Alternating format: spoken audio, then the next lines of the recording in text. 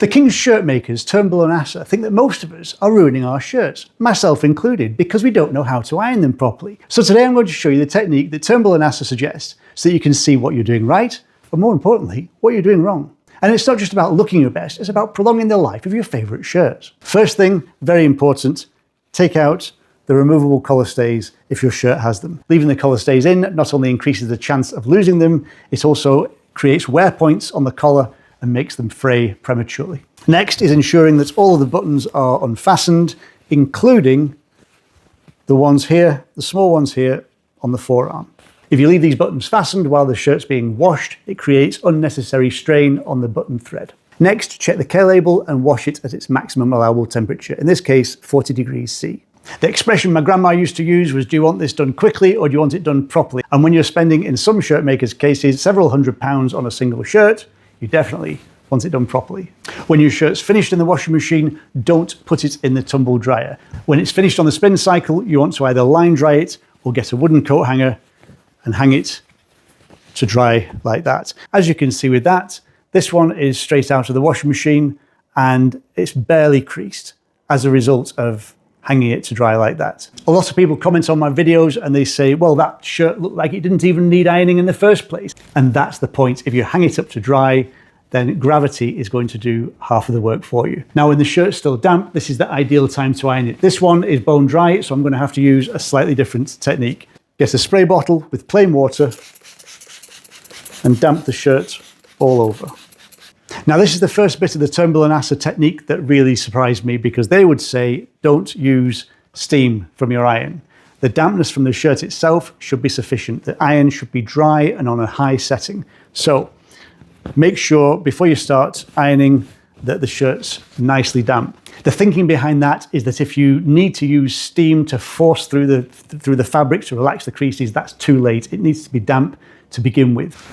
Next is the shirt ironing sequence from Turnbull and Asser, and they would say collar, cuffs, sleeves, yoke, the shoulders, front panels, then the back. This isn't exactly how I would do it, but we're going to try it today and see what difference it makes. So when we start with the collar, you want the reverse of the collar facing upwards. Make sure the collar is damp on both sides, and we're going to start from the outside point, move to the middle, outside point, and move to the middle. The reason for this is that if we start from the middle and move to the outside, it creates a bow wave and you end up with a big crease at the edge of the collar, and that's to be avoided. So again, dry iron, nice and hot from the point, including the collar neckband, and again on the other side. Flip it over and do the same on the other side. You do the cuffs in exactly the same way. Again, make sure they're damp. Going to iron the back of the cuff first.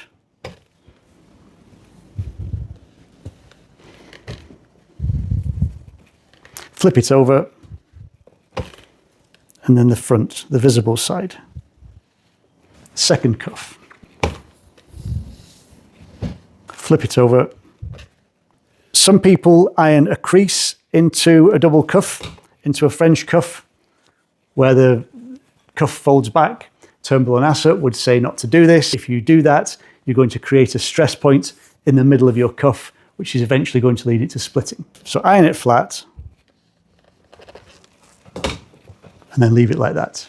Next, the sleeves. Find the armpit seam, and then flatten the sleeve down like that, and go from the armpit up to the shoulder and down to the cuff.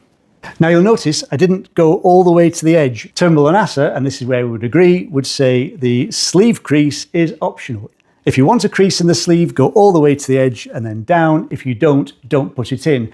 Now, what they don't say is how to avoid the crease if you don't want one in. You use one of these. It's called a sleeve board. It's just a miniature version of the ironing board.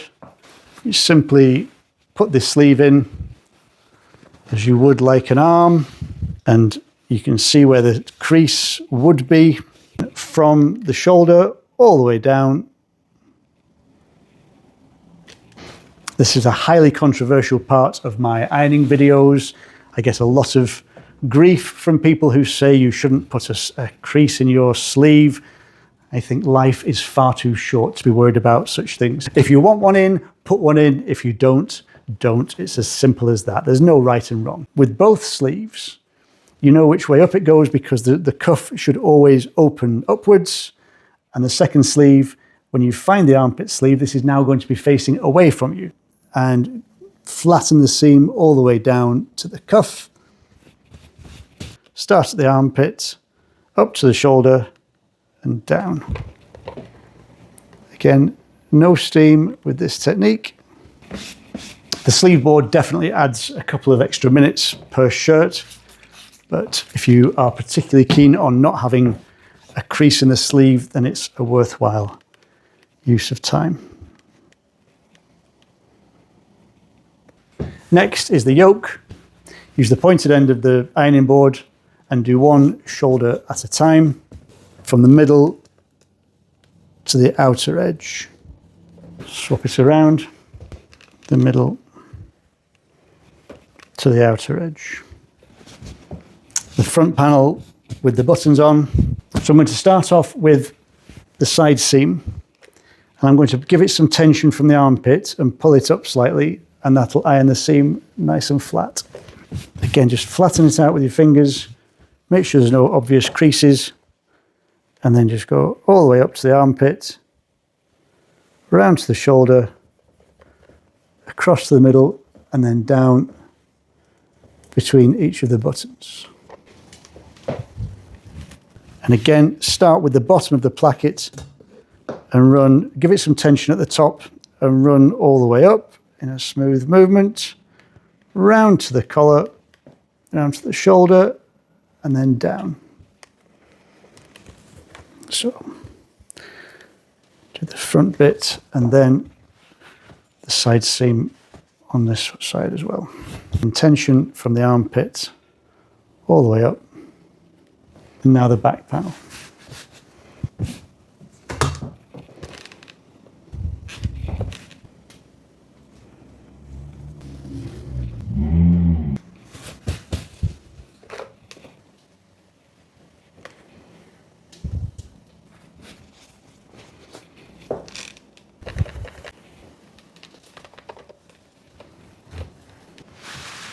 And the last instruction in the Turnbull Asser care guide is to check the shirt once over and repeat any areas that you either may have missed or may have inadvertently become creased again while you were doing another part of the shirt.